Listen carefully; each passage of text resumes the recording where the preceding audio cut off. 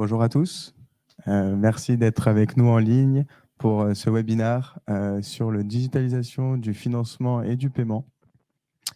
Je me présente, je suis Alexandre Silam, responsable de la filière gestion et finance d'entreprise chez Finance Innovation. Finance Innovation, en quelques mots, on a été fondé donc, en 2007 par l'État et on vise à accompagner sur le business développement, sur la visibilité, la communication, les fintech, insurtech françaises et TPE-PME. Aujourd'hui, l'enjeu, c'est de présenter donc, la digitalisation du financement et du paiement avec Silver, Aria et Numéral, qui sont des acteurs français de ce domaine. Je vais passer la parole à Sacha Kerr, qui est CMO chez Silver. Bonjour, merci Alexandre pour cette opportunité. Donc moi, c'est Sacha. Je suis Chief Marketing Officer de Silver. Et à propos de moi, je suis un entrepreneur franco-américain qui a été très investi qui est très investi dans la scène tech française depuis 14 ans en tant que coach et en tant qu'investisseur. Et pour Silver, c'est le leader européen du financement des entreprises digitalisées. L'année dernière, par exemple, on a déployé plus de 100 millions d'euros pour l'économie digitale en Europe. Aria, Santa, je te laisse te présenter. Donc, bonjour, je suis Tsanta, Growth Marketing Manager chez Aria. Aria, qui est une fintech qui a quelques années. Et ce qu'on propose, c'est du financement de factures à destination des freelances, des TPE, des PME, des petites structures. Et j'aurai l'occasion de revenir dessus. On propose ce financement-là pour que ces structures aient accès au paiement instantané à la fin d'une mission ou d'une prestation. Voilà ce que je peux dire en quelques mots. Merci. Et Mathieu? Merci Alexandre. Bonjour à tous. Donc Mathieu, je suis en marketing produit chez Numéral. Et Numéral, c'est une plateforme d'automatisation des paiements et de connectivité bancaire. Et on permet justement à des entreprises comme Aria, comme Silver, de se connecter à leur banque pour faire des paiements instantanés, collecter les remboursements, gérer la réconciliation autour de tous ces flux de paiement. On travaille avec des entreprises comme Spendesk, Swile et Alma. On est en train de s'étendre en Europe. Merci. Aujourd'hui, on a choisi de allier le financement et le paiement, parce qu'on a trouvé de multiples synergies et c'est un enjeu majeur dans notre économie. On va commencer par un point de vue macro sur les problèmes qu'a pu résoudre Silver ou encore Aria sur les problématiques de financement. Sacha, je vais te laisser démarrer sur ça. Alors, typiquement, quand on parle des entreprises digitales, aujourd'hui, elles ont beaucoup de mal à se financer parce que typiquement, quand elles vont à une banque ou quand elles vont voir un VC, les banques ne comprennent pas toujours le modèle économique et surtout, elles n'ont pas encore les atouts pour vraiment être finançables. C'est-à-dire qu'en fait, la plupart du temps, elles n'ont pas d'assets, donc elles n'ont pas grand-chose à mettre en garantie pour pouvoir prendre des prêts ou pour pouvoir avoir d'autres types de financement. Et la plupart du temps, c'est des jeunes pousses, elles ont des modèles économiques assez différents. Donc, quand vous allez dire, tiens, je vais faire du Web3 et je dois faire une campagne TikTok pour avancer, vous allez voir votre banquier pour le financer, c'est difficile.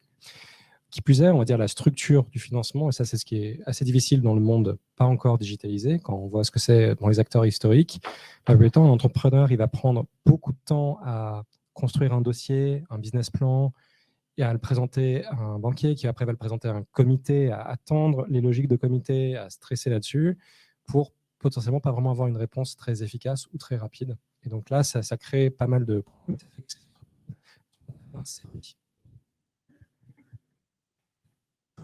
Sur la partie financement de factures.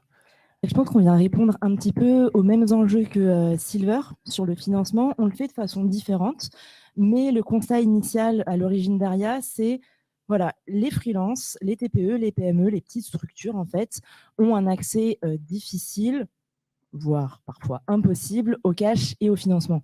Donc, quand elles vont aller voir un acteur traditionnel du financement comme une banque, le dossier passe pas forcément toujours. Et pourtant, la trésorerie, c'est un enjeu majeur pour n'importe quelle entreprise, quelle que soit sa taille, encore plus pour ces petites structures qui peuvent voir leur croissance ralentie. Donc, partant de ce constat, à l'origine d'Aria, on s'est dit comment mieux servir, comment mieux adresser ces populations. Et on va le faire en proposant une solution qui va s'appuyer sur 2 leviers. Le premier levier, c'est la distribution par API, et c'est la grosse différence avec des acteurs traditionnels, puisque on va être en capacité de financer facture par facture sur des transactions très granularisées, ce que des banques vont plutôt financer sur des très gros volumes financiers. Ça, c'est le premier point. Et on va s'intégrer à des plateformes, des marketplaces, des SaaS. Et donc, deuxième levier qui est étroitement lié à ce premier-là, c'est la notion d'expérience utilisateur qu'on remet au cœur du financement, puisque l'utilisateur sur sa plateforme, il a accès en un clic à une option de financement instantané. Et il y a cette notion de temps réel qui fait que l'expérience du financement et donc du paiement est différente. Ce qui fait une très belle transition pour mon ami Mathieu, puisque je crois que l'expérience utilisateur, elle est aussi au cœur de leurs solutions et de leurs services. Exactement. Donc nous, on va plus venir en support, encore une fois, d'entreprises comme Silver et Aria. On parle de vitesse de souscription au prêt, d'expérience facile de souscription. Une fois que le prêt est accordé, en utilisant une solution comme Numéral, ces entreprises peuvent effectuer un virement instantané pour mettre entre les mains des clients les fonds directement. Donc ça contribue à l'expérience. De même, pour d'autres entreprises qui fournissent des services via API aux entreprises de financement, donc au-delà du paiement, il y a la vérification d'identité lors de la souscription du prêt, tout ce genre de logique. Le fait qu'il y ait des entreprises qui le développent de façon très modulaire, accessible via API, ça permet de les ancrer très profondément dans les processus des entreprises de financement, d'automatiser et donc d'accélérer les processus de souscription. Merci beaucoup. Et alors, Sacha, du côté de Silver, quel est, en termes de process, de financement, comment ça se matérialise concrètement? Comment les jeunes entreprises viennent vous aborder pour se financer simplement chez vous? Alors, comme je disais, à l'inverse d'un acteur historique où en fait on passe du temps à faire des dossiers, à rencontrer des gens et à attendre, nous, tout se fait en ligne. En fait, on commence, on se connecte, on donne son besoin. Ensuite, on connecte ces logiciels professionnels de tous les jours, des logiciels qui nous permettent surtout de recevoir des éléments comme les commandes et les encaissements, qui nous permettent après de voir un peu et d'évaluer la santé financière de l'entreprise, de pouvoir lui proposer des offres de financement. Et une fois que l'offre est acceptée, en 48 heures, ils ont les fonds. D'accord, très clair. Et du côté d'Aria, c'est le même type de process où on est sur... Alors, chez Aria, on a 2 cas d'usage distincts. Il y a le premier cas d'usage qui est celui d'une marketplace comme Malte, par exemple, que vous connaissez. Malte qui va mettre en relation d'un côté un vendeur, qui est le freelance, et d'un autre côté un acheteur, qui est souvent une entreprise du CAC 40. La mission se fait, lorsqu'elle se termine, une facture est émise. Et en fait, c'est à ce moment-là qu'Aria intervient. Une fois la facture émise, on va la financer et permettre au freelance d'être payé via un bouton aussi, sous 24 à 48 heures. Et l'intégration dans la plateforme se fait très rapidement. Ça, c'est le premier cas d'usage. Deuxième cas d'usage, lorsqu'Aria s'intègre à un SaaS, comme Jump, par exemple, qui est l'un de nos clients, l'idée, ça ne va pas être seulement de proposer un service de paiement instantané, mais ça va être d'augmenter le produit et de permettre de retenir davantage les utilisateurs sur la plateforme. Cette fois, ils ont une option qui leur est proposée, celle d'être payés, s'ils le souhaitent, instantanément également. Donc tout ça se fait par API, en un clic, sur un bouton. Et en termes d'évolution du marché, comment vous avez vu les demandes clients évoluer sur ces méthodes de financement? Clairement, en fait, la plupart du temps, nos clients cherchent à faire en sorte que le financement soit le plus fluide et le plus facile possible. Alors, c'est un peu le embedded finance, où on a des gens qui ont des comptes chez les néobanques comme Conto, qui est un partenaire, et qui aujourd'hui ont des comptes en banque professionnels qui se passent bien. Ils se disent un jour, j'aimerais avoir d'autres financements, j'aimerais pouvoir actionner un projet de développement, un nouveau produit, un nouveau marché, un nouveau recrutement. Et ils se disent, tiens, comment est-ce que je peux m'intégrer? Et là, avec des partenariats comme entre Silver et Conto, on peut en un clic avoir accès à une solution de financement qui permet d'évaluer assez rapidement la santé financière de votre entreprise et donc vous donner des fonds pour que vous puissiez vous développer. Oui, dans notre cas, c'est un petit peu différent. Je pense que le contexte macroéconomique tel qu'il est aujourd'hui a beaucoup accéléré et augmenté la demande de financement, d'accès au cash, notamment pour ces petites structures. Alors, on pourrait se dire, les taux directeurs augmentent, ça va mal, ça va pas, puisqu'on est un acteur du financement, donc on met à disposition de l'argent. Mais en fait, la demande est vraiment grandissante. Les taux se resserrent et en face, il y a un besoin de cash et de financement, ce qui fait que la demande est presque naturelle venant de ces marketplaces, venant de ces SaaS, pour toutes les structures auxquelles elles bénéficient, donc les TPE, les PME, les freelances. Très bien. Et du côté de Numéral, Mathieu, comment tu as vu l'évolution du secteur du paiement durant ces 5 dernières années? Oui, alors il y a eu l'avènement des BaaS qui permettent aux entreprises fintech qui se lancent, qui doivent gérer des mouvements de fonds, de commencer très rapidement, de bénéficier du statut réglementaire des BaaS, de ne pas avoir à subir tous ces projets en se lançant. Une fois qu'elles grandissent, elles ont peut-être des contraintes réglementaires plus spécifiques, elles veulent ajuster leur profil de risque sur les clients qu'ils onboardent, etc. Et ça ne correspond plus à l'offre des BaaS. Et donc, elles vont devoir travailler avec des banques traditionnelles, intégrer une plus grande partie de la chaîne de valeur des paiements.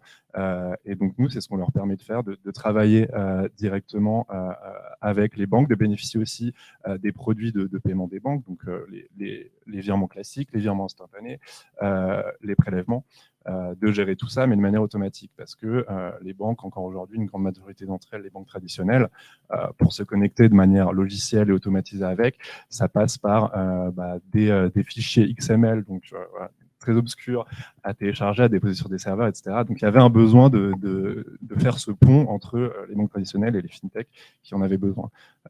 Et en parallèle, on voit bien sûr le développement de tous les paiements mobiles, les paiements de wallet à wallet dans des cercles fermés avec des applications spécialisées, etc.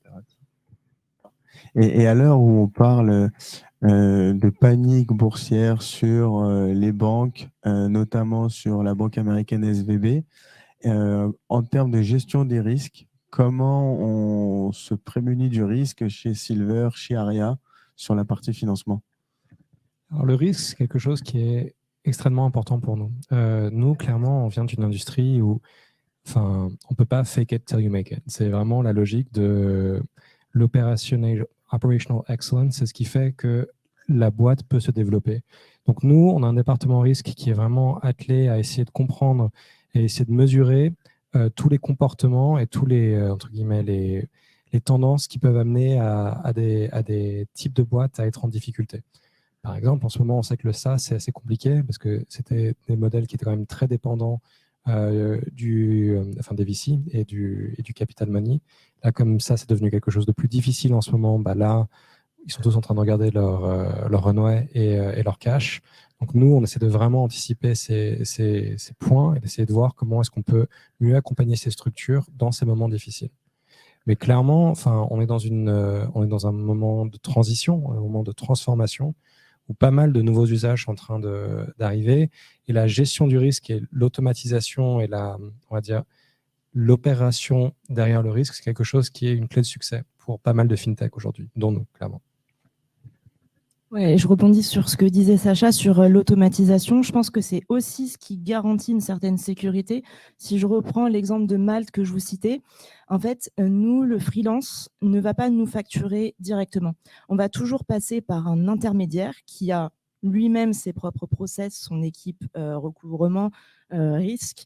On a aussi la nôtre en interne, bien évidemment, mais ça donne déjà une première couche de garantie, cette notion d'intermédiation.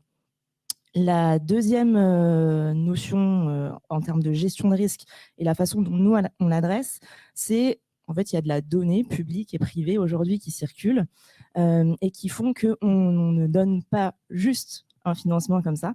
On va aller faire de la due diligence, nous aussi en interne, en agrégeant l'information privée et publique, en agrégeant l'information d'un assureur crédit et en agrégeant l'historique de paiement de nos clients. Tout ça va faire qu'on va construire un espèce de macro-scoring interne qui nous permet de dire si oui ou non on est à l'aise pour financer.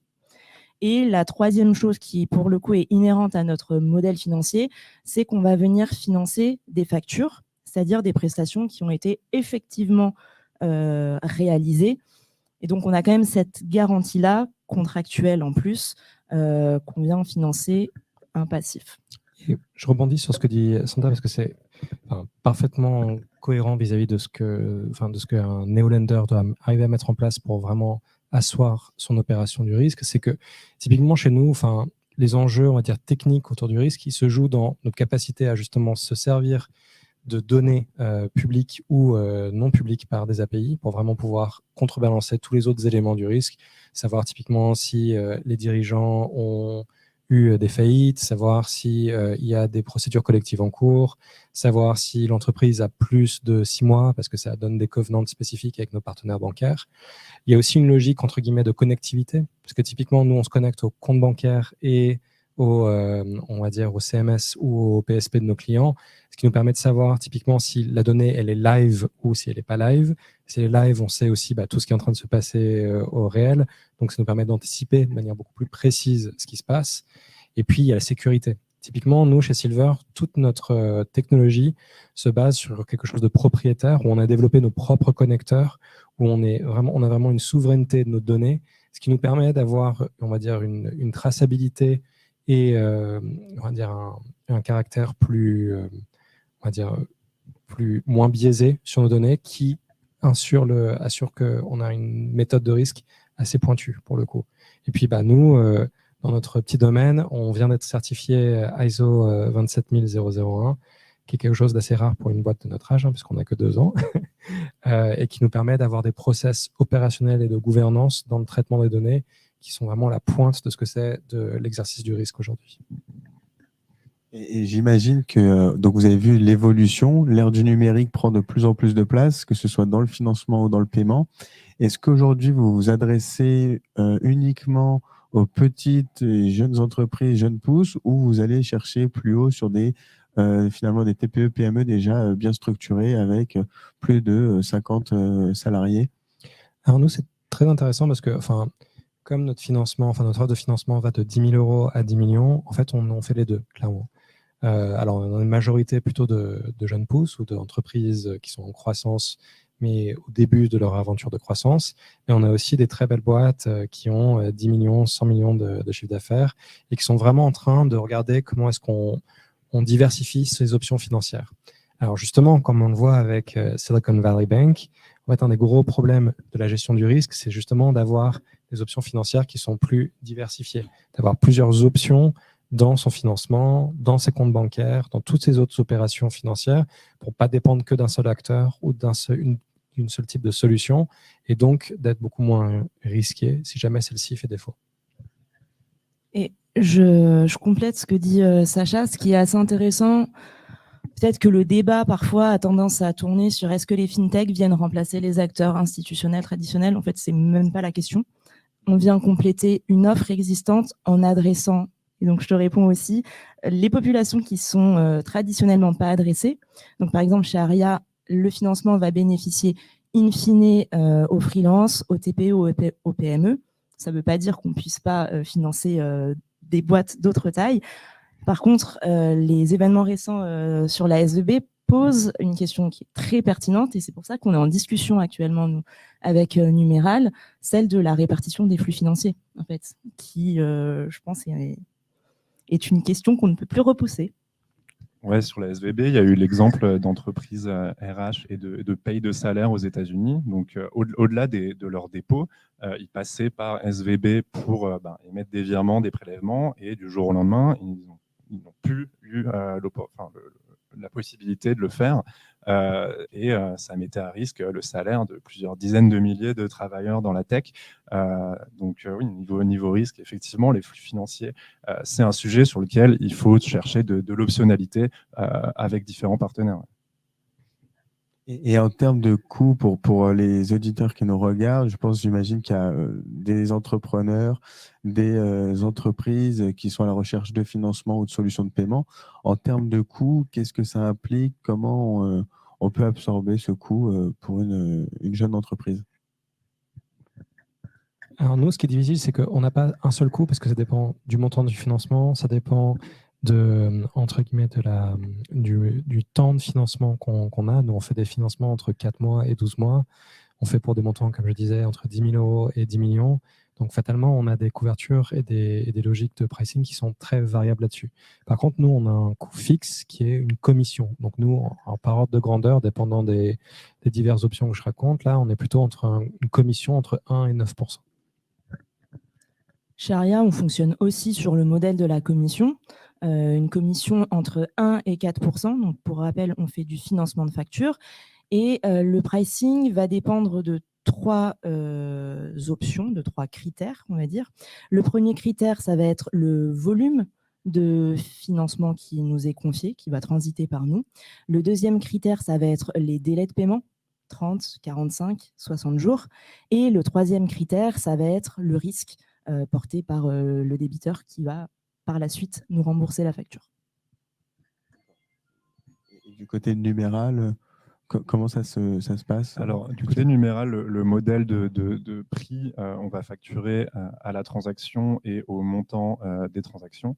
Et après, c'est vrai qu'en fonction des acteurs avec lesquels on travaille, on voit des sensibilités différentes au prix. Un acteur comme, disons, Swile, par exemple, qui va avoir des dizaines, des centaines de milliers de transactions par mois, qui va avoir un revenu relativement fixe par utilisateur, on va pas pouvoir... ils vont pas pouvoir rogner trop dans leur marge sur chaque transaction. Des acteurs de lending qui font des prêts sur des montants assez conséquents, avec des transactions et des volumes assez conséquents, il y aura plus de marge, ce sera un sujet moins sensible. Donc disons qu'on adapte notre modèle aussi et la répartition des coûts en fonction du business model des clients avec lesquels on travaille. D'accord. Alors, je suis désolé pour ceux qui viennent d'arriver. On va passer peut-être aux questions. Je ne sais pas si vous avez des questions dans la salle ou peut-être des points sur lesquels vous voulez revenir, parce qu'on est également aussi en vidéo. Donc, s'il y a des questions...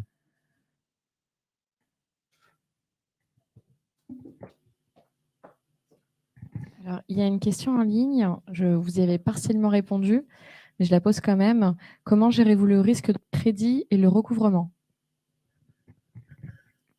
Alors, le risque de crédit, en fait, clairement, on va essayer d'évaluer la solidité financière de l'entreprise en prenant le maximum de sources d'informations, en faisant en sorte que ces sources d'informations sont connectées et qu'on puisse avoir des informations qui sont live, et en faisant en sorte d'avoir prenant des entreprises qui rentrent dans des modèles où on a un track record suffisamment profond et suffisamment long pour pouvoir justement analyser l'entreprise vis-à-vis d'autres entreprises dans sa cohorte et dans ses modèles. Après, sur le recouvrement, nous, on est avec des pratiques assez standards du marché qui nous permettent d'être sûrs, d'être sûr d'avoir le retour de notre investissement. Mais pour le coup, nous, notre zone de perte, on est plutôt dans une logique de zéro perte aujourd'hui, où on a quasiment pas de défaut. Donc, pour l'instant, on croise les doigts, on est plutôt dans cette logique. La gestion du risque crédit chez Aria est assez similaire à celle de chez Silver. Donc, on agrège plusieurs sources d'informations, publiques, non publiques, celle de notre assureur crédit et l'historique de paiement de nos clients aussi. Et en fait, à chaque fois qu'on est en cours de contractualisation auprès d'un client, il y a toujours des échanges qui sont faits avec nos experts du paiement et nos analystes du risque en interne, qui fait qu'on est en capacité de dire on pourra vous financer à hauteur de tel montant. Ça, c'est pour la partie gestion du risque crédit. Sur la partie gestion du risque recouvrement, en fait, c'est un petit peu la même chose. Je pense qu'on utilise en plus tous les mêmes outils. Mais au-delà des outils, il y a aussi un aspect très humain au recouvrement. Et c'est ce qu'on met en place et qu'on définit ensemble avec nos clients au moment de l'onboarding. Comment va être géré le recouvrement? Sous quel délai aussi? Est-ce que ça va être du côté du client d'abord ou du côté d'Aria directement? Et puis ça, c'est assez personnalisé selon les cas de figure.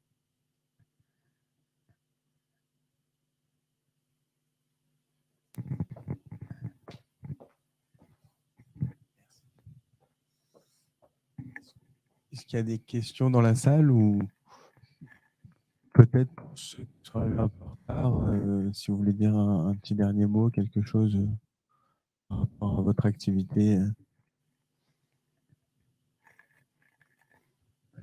Alors, nous, l'actualité chez Silver, on va parler de ça peut-être pour la fin.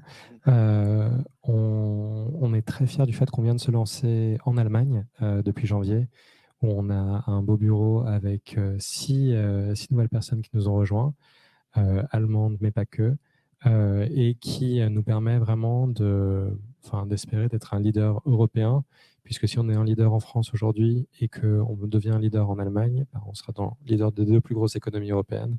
Et ça, on est plutôt fiers de ça. On vient d'avoir la certification ISO 27000, ce qui nous donne on va dire, un temps d'avance sur notre structuration justement de sécurité de l'information, sur le risque aussi, mais le risque de données, de partage de données, de sécurité des données. Et puis, on est une entreprise en plein développement. Comme le disait Santa, c'est vrai qu'on est dans un environnement où finalement l'économie se tend, où le financement devient plus difficile pour les acteurs historiques. Et donc, les populations qui étaient déjà moins bien servies par les options de financement historiques et actuelles sont encore plus en demande, surtout quand elles sont en croissance et quand elles deviennent des alternatives ou des possibilités de développement où elles font en sorte que le développement se passe pour ces belles entreprises. Et nous, clairement, c'est notre mission, c'est vraiment ce qui nous drive chez Silver, c'est de rendre le financement plus accessible pour ceux qui construisent l'économie de demain. C'est une très belle conclusion. Et donc, je dois reprendre la suite de cela. Je le fais avec plaisir. L'actualité chez Ariab, et justement, le contexte fait qu'on pourrait se dire mais comment arrivez-vous à prospérer dans une économie ou dans une macroéconomie pareille ? En fait, tout simplement parce qu'il y a de la demande et parce que la demande est grandissante et parce qu'il y a une maîtrise du risque qui est quand même assez poussée. Et ça, en fait, ça va rassurer les investisseurs. Ils vont dire, OK, on peut leur faire confiance. Et la dernière actualité chez nous, c'est qu'on vient de sécuriser une levée de dette de 50 millions d'euros. Donc, preuve en est qu'il y a de la demande et que l'entreprise est suffisamment solide avec une bonne gestion du risque pour continuer. Et je crois vraiment, vu la tournure que prennent les choses, que la demande ne va cesser de croître. Donc, on espère pouvoir accompagner les entreprises en France, mais pas que. On n'a pas encore notre bureau en Allemagne, mais on a pas mal de nos clients qui sont dans plusieurs pays d'Europe et qu'on accompagne aujourd'hui. Cette levée permet de financer justement les entreprises que vous accompagnez ? C'est exactement ça. Ça a été un parti pris de faire cette levée de dette et non en equities, parce qu'en fait, c'est ce qui va venir, ce qui va supporter notre traction commerciale et ce qui va financer tous nos clients, enfin tous les bénéficiaires de nos clients. Donc voilà ce qui s'ouvre pour nous prochainement. Merci Santa. Mathieu, un dernier. Oui, alors l'actualité chez Numéral, on en parlait avant le début de l'événement, donc on vient d'annoncer notre lancement en Grande-Bretagne, ce qui va nous permettre d'accompagner des entreprises britanniques à se lancer sur le marché européen continental, donc dans la zone CEPA, et inversement, des entreprises françaises européennes à adresser le marché britannique en travaillant avec des banques britanniques. Et on a vraiment une optique d'expansion européenne, couvrir tous les pays d'Europe pour accompagner les entreprises avec lesquelles on travaille dans leur développement européen. Et dans ce cadre-là, nous, on est fiers de travailler et dans le futur de travailler d'autant plus d'acteurs du crédit comme Aria, Silver et d'autres entreprises jeunes pousses qui offrent d'autres services financiers. Nous, on veut leur fournir l'infrastructure nécessaire pour qu'elles puissent se concentrer sur leur cœur de métier, leurs produits financiers et pas avoir à se tracasser de toutes les contraintes techniques qui ne sont pas cœur à leur métier. C'est vrai, moi, je suis juste en train de rebondir sur ce que dit Mathieu. Je trouve que c'est quelque chose qui est assez nouveau. En tout cas, moi, quand je me suis lancé dans l'entrepreneuriat il y a 15 ans, c'était pas vraiment comme ça. Le rêve, c'était plutôt d'aller aux États-Unis. Mais là, on voit vraiment un écosystème européen d'acteurs fintech européens avec une vision européenne sur comment est-ce qu'on a développé une économie qui finalement est très vibrante, qui est avec des offres et des marchés qui sont quand même assez profonds et où il y a quand même des choses vraiment très intéressantes à développer en Europe. Et ça, c'est vrai que des acteurs comme Aria, comme Numéral et comme Silver, c'est des exemples, je pense, de cette nouvelle direction, ce nouveau focus européen. Et je pense que, personnellement, je trouve que c'est super intéressant d'être ici en FinTech aujourd'hui, malgré SVB, malgré pas mal d'autres choses. Merci. J'ai 3 questions pour vous. Je commence par la première. Avez-vous des expériences de FinTech microfinance ? Alors moi, je passe gentiment la main à mes collègues. La réponse est non, en ce qui me concerne. J'arrive pas vraiment à comprendre la question sur microfinance, c'est-à-dire. Ouais. Je vais poser la question. D'accord. Et la deuxième question, c'est comment anticipez-vous le recours massif au cash et l'augmentation des taux des banquiers centrales et européens pour éviter le cas de figure de la Silicon Valley Bank? Alors clairement, je pense que, comme d'habitude, avoir une boule de cristal dans les logiques de taux indicateur, c'est quelque chose qui est complexe parce que on le voit bien avec la crispation de secteur bancaire en ce moment. La hausse des taux, c'est plus vraiment à l'ordre du jour, en tout cas, c'est plus aussi public ou c'est plus aussi bullish. Donc clairement, on verra si une hausse des taux, on verra si elle dure, on verra à quel point. En tout cas, quelle que soit la hausse des taux, il y a une logique qui cherchent du financement et qui ont besoin de personnes qui puissent les financer. Donc, entre guillemets, quel que soit X, il y aura des besoins pour aider ces boîtes dans leur développement. Et donc, il y a quelque chose d'intéressant à faire là-dessus. Mais surtout en ce moment, surtout avec ce qui se passe, je pense qu'il faut être prudent sur les prévisions de hausse de taux. Ouais, je rejoins Sacha sur ça. Je pense que l'anticipation, elle est complexe. En revanche, ça légitime des solutions comme les nôtres finalement aujourd'hui. Et moi, c'est ça que j'en retiens, c'est il y a une hausse des taux directeurs, donc il y a un accès au cash et au financement encore plus complexe, donc il y a de la demande. Cercle vertueux si on se place de notre point de vue. Et j'en reviens à l'élément que je mentionnais plus tôt, mais je pense que l'un des éléments de réponse à tout ça, ça reste la répartition, la diversification des flux financiers. C'est peut-être pas la seule réponse, mais je pense que c'est un élément de réponse. Sur le sujet de l'augmentation des taux, les clients avec lesquels on travaille de type prestataire de services de paiement, néobanques, etc., qui ont une certaine quantité de dépôts, quand même, de liquidité de leurs clients à passer, ça leur permet de commencer à négocier avec leurs banques partenaires pour une rémunération de ces dépôts. Et donc, utiliser les liquidités de leurs clients pour générer des revenus et peut-être faire baisser les coûts de leurs services en contrepartie. Donc, on va peut-être voir des dynamiques intéressantes là-dessus arriver pour ce type d'entreprise. Oui, c'était le problème des devises. Donc, vous commencez à taquiner un peu le multidevise, mais vous restez sur euro, c'est ça? D'accord. Pour l'instant, oui. Mais vous avez dans l'idée de... Parce que vos clients, ils vont pas faire que de l'euro, ils vont faire... des prestations partout, même dans les toutes petites, même les freelances, ils travaillent un peu partout. Alors, typiquement, par exemple pour nous chez Silver, ce qui va être différent, c'est que nous, on est très précis, surtout on est très précis avec les covenants que nos partenaires bancaires ont, c'est que nous, on finance des entreprises françaises ou allemandes, et bientôt d'autres pays en Europe, et on les finance en euros pour leurs besoins au siège, si vous voulez. Après, qui déploient ces financements pour développer aux États-Unis ou en Asie ou X, donc là où ils auront des problèmes de temps, limite ça c'est chez eux. Nous, ce qu'on fait, c'est qu'on leur donne le financement pour qu'ils puissent le faire. Et ce qu'on s'attend, c'est comme on leur donne en euros, qu'on reçoit les fonds en euros aussi.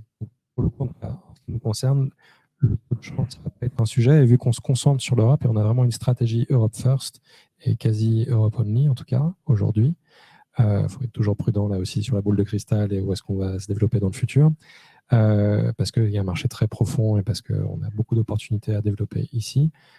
On pense qu'on n'est pas encore dans ces questions en tout cas.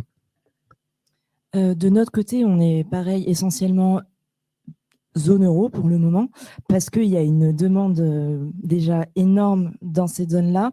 En revanche, on est en train d'étudier la question du pound notamment. On ne l'a pas étudié pour aller au UK dans l'absolu, on l'a étudié parce que, et on l'étudie, je ne sais pas pourquoi je parle au passé, parce que la demande vient de nos clients. En fait, on a certains clients européens qui sont en France, mais qui sont aussi au UK.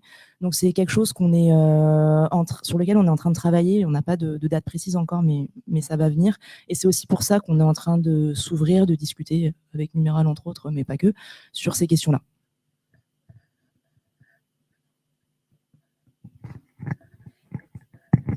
Ça rejoint un peu ce que vous dites, mais du coup, est-ce que les marchés émergents d'Afrique pourraient-ils vous intéresser? Alors, moi j'ai eu la chance de travailler un peu en Afrique de l'Ouest, et c'est vrai que les marchés émergents en Afrique sont des marchés qui sont extrêmement dynamiques, qui ont des usages digitaux extrêmement dynamique, extrêmement nouveau, notamment à travers le mobile et à travers tout ce qui se passe autour de ça, qui change énormément de ce que c'est une banque, de ce que c'est le financement au sens large. La plupart du temps, comme ce n'est pas des économies qui sont extrêmement bancarisées, on trouve des alternatives, notamment très digitales. Donc, c'est quelque chose qui est toujours intéressant. Et en tout cas, moi, personnellement, où je reste assez vigilant à voir des nouvelles tendances émerger parce que, on a tendance à pas souvent le dire, mais en Afrique, il se passe des choses vraiment passionnantes qui peuvent nous aider à innover en Europe, aux États-Unis et ailleurs. Et il y a clairement des innovations qui vont venir de ce très beau continent. Sur cette question, je ne peux pas parler au nom d'Aria, mais je rejoins Sacha, notamment sur la place et l'émergence du mobile. À voir, à suivre. Si déjà on arrive à prospérer en Europe pour nos 3 boîtes, c'est super. Et puis on verra pour la suite. Il n'y a plus de questions, allez-y. Ok, je vous remercie. Merci à tous les 3. Merci à tous d'être venus. Il y a un petit buffet derrière pour manger. S'il n'y a pas de questions dans la salle, on va clôturer le webinaire. Merci beaucoup. Merci beaucoup.